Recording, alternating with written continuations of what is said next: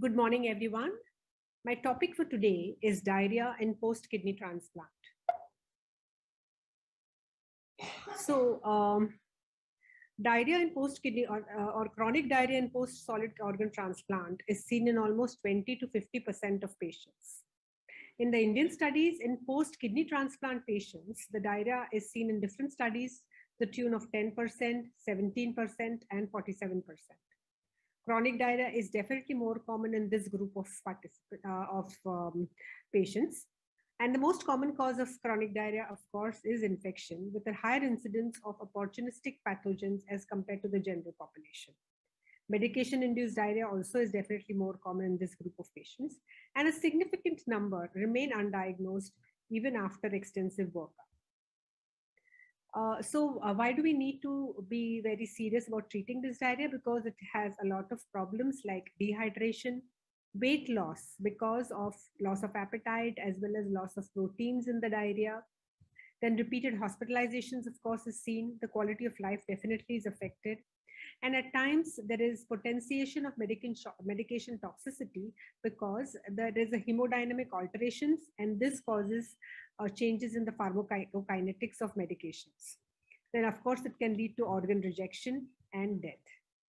So they present in a similar manner as in a non-transplant patients, and a chronic diarrhea is when the diarrhea lasts for more than 30 days. If there is fever along with the diarrhea, it is more likely to be infective.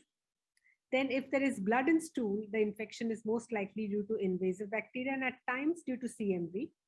And non-bloody watery diarrhea could be either a viral diarrhea or medication induced. Now, this is a list of causes of post-transplant diarrhea.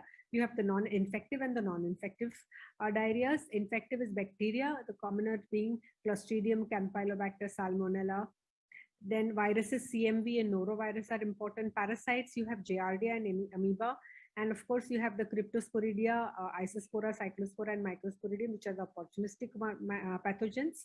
Non-infective diarrheas could be immunosuppressive medications and non-immunosuppressive medications. The immunosuppressive medications will come to in detail, while the non-immunosuppressive medications include, of course, the most important being antibiotics, then anti-diabetics like metformin, laxatives, then other thing is proton pump inhibitors. And then you have some certain other rarer causes. So now we talk about infective diarrheas. So the most commonly quoted study is the DIDAC study, which shows that there was about 30% of the patients were due to infections. Then there were other Western studies where up to 76% was caused by infections. In Indian studies, around 50 to 90% are infective diarrheas. And diarrhea due to non-GI sepsis also can contribute in up to 10% of patients. And infections due to common community pathogens are more often symptomatic in this group of patients as compared to the general population. And opportunistic pathogens are more often seen after the first few months of transplant. Then you have certain molecular techniques for infections which can increase the diagnostic yield. They are not available everywhere. And the causes of infection will vary depending on the geographical locations, because as we all know, in tropical conditions, the amoeba, Giardia, etc. is much more common. Then multiple causes sometimes can be found in these patients. And infections can be missed also in these patients. For example, you will need multiple sample testings in conditions like cryptosporidiosis, isospora, etc. And sometimes the risk factor has been identified, but this may not be responsible for the diarrhea because even after treatment, it does not respond. So now we will talk a little bit about immunosuppressant induced diarrhea. It is seen in about 17 to 38% of patients, and it is seen more often in the early post-transplant period. And the drugs are mycophenolate, which I will be talking about in a little more in details, then cyclosporin and tacrolimus. So tacrolimus is generally, the diarrhea is mild and rarely requires drug discontinuation. And it may help if we switch to extended release formulations. And when sirolimus, again, is the self-limiting diarrhea, which does not require alteration in the drugs. Mycophenolate-induced diarrhea is the commonest cause of immunosuppressant-induced diarrhea. It is dose-dependent, and it is induced by both MMF and the mycophenolic acid. And enteric coated and non-enteric coated drugs, again, there is no difference in the incidence of diarrhea. And it is generally because of a direct enterocyte damage.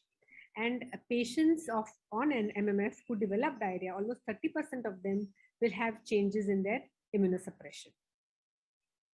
So now we will talk a little bit in detail of certain important infections which we see. First of all is the C. difficile infection.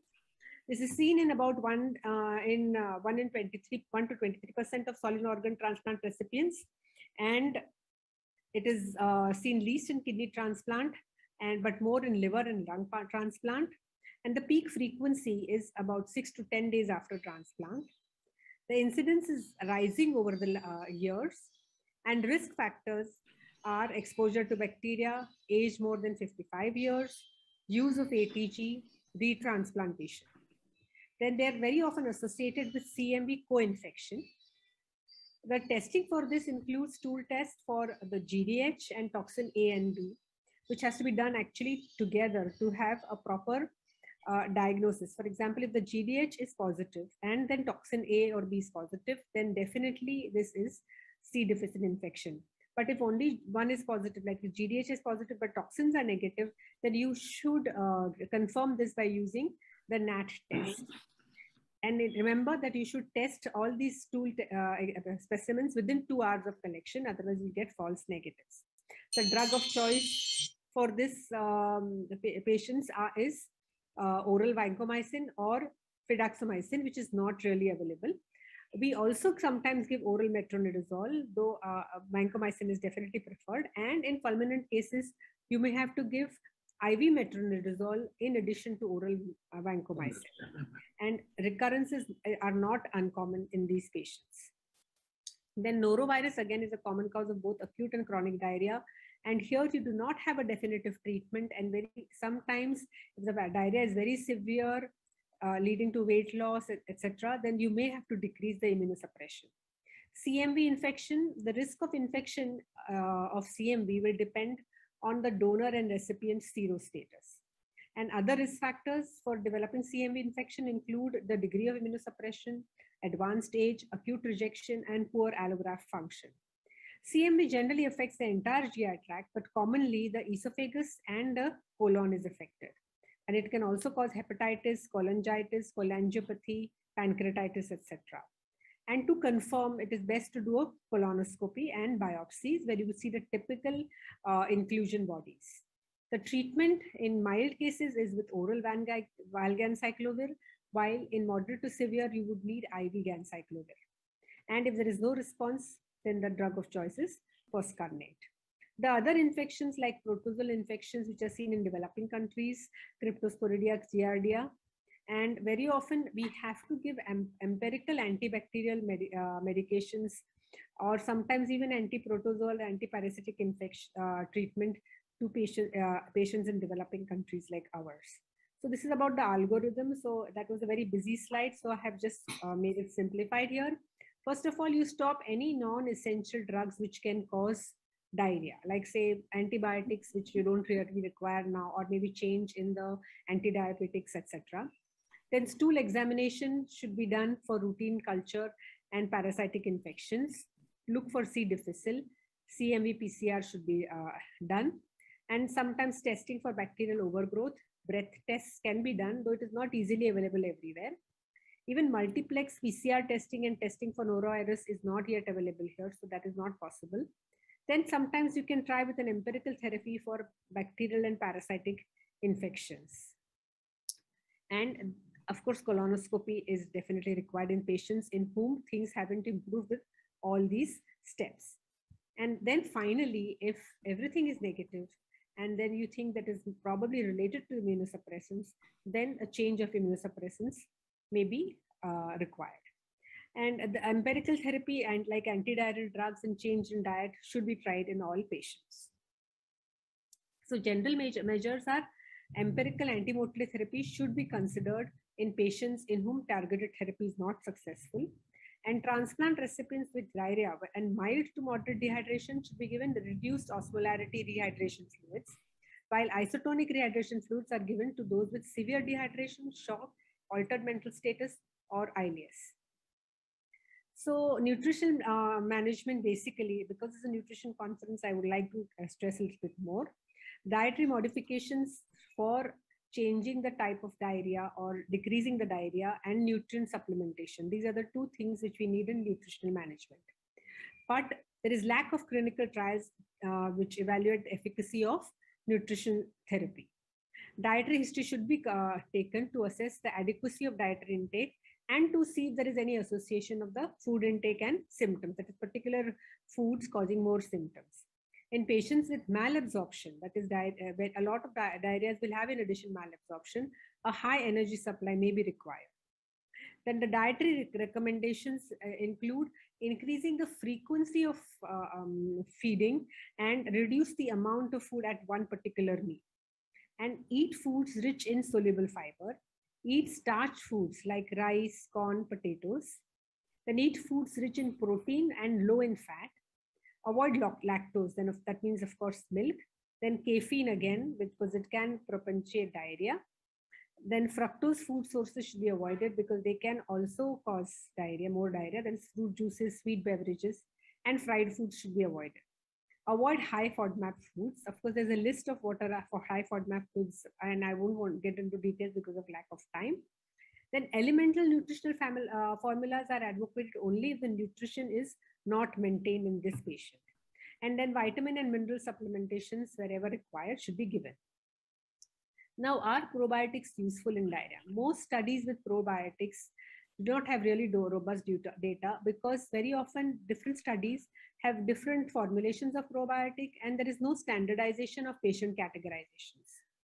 And most clinical studies are on acute bacterial infection, and amongst the chronic diarrhea, IBS and IBD are the more often tested, and actually it has not been found to be useful. Then in C. difficile, the probiotics in the form of Saccharomyces boulardii have been advocated, but again, it is not into any society guidelines. Then in other infectious diarrheas, there is conflicting data about usefulness even in acute diarrheas. And they have been tried in collagenous colitis, celiac disease, again with doubtful utility. So it is important to remember that in most cases of chronic diarrhea, the use of probiotics is advocated only in the context of clinical trials. At the most, you can use it in patients who are on antibiotics to prevent C. difficile diarrhea. So what is the empirical therapy which can be given in these patients? Of course, ORS is important, hydrating the patient. In antibacterials, the various antibacterials which are advocated are mentioned here: levofloxacin and the quinolones, azithromycin. These are advocated here. So these are empirical, but sometimes you know that this is caused by this particular infection. So you have a definitive therapy. So in definitive therapy, as I've already mentioned, for Clostridioides difficile, what is to be given. Then in the other bacterial, there is a list of azithromycin, ciprofloxacin, then trimethoprim, sulfamethoxazole. So these are the drugs which are generally in different infections. And then cefotaxime, these are the drugs which are used. Then certain parasites like Cryptosporidium, nitazoxanide, and paromomycin. Of course, with us, we have only nitazoxanide available. Giardiasis, you have tinidazole, metronidazole, and nitazoxanide. Cyclosporin, you have trimethoprim, sulfamethoxazole, and nitazoxanide, which is useful. And cyclospora, you have again trimethoprim, sulfamethoxazole, or pyrimethamine. And this is Microsporidia. So either you can give albendazole depending on the species or fumagillin. For viruses, CMV I've already mentioned. For norovirus, you don't have any definitive therapy, but nitazoxanide can be attempted. So to summarize, diarrhea in a renal transplant recipient can result in significant morbidity, including dehydration, increased toxicity of medications, and rejection. There are a wide range of etiologies, common causes being infectious, which includes protozoal and bacterial and viral, and drug-induced like immunosuppressants and antibiotics. Management of diarrhea is directed at finding the cause so as to give targeted therapy and maintaining proper hydration and nutrition. And identification of the cause needs to be timely and focused. Thank you.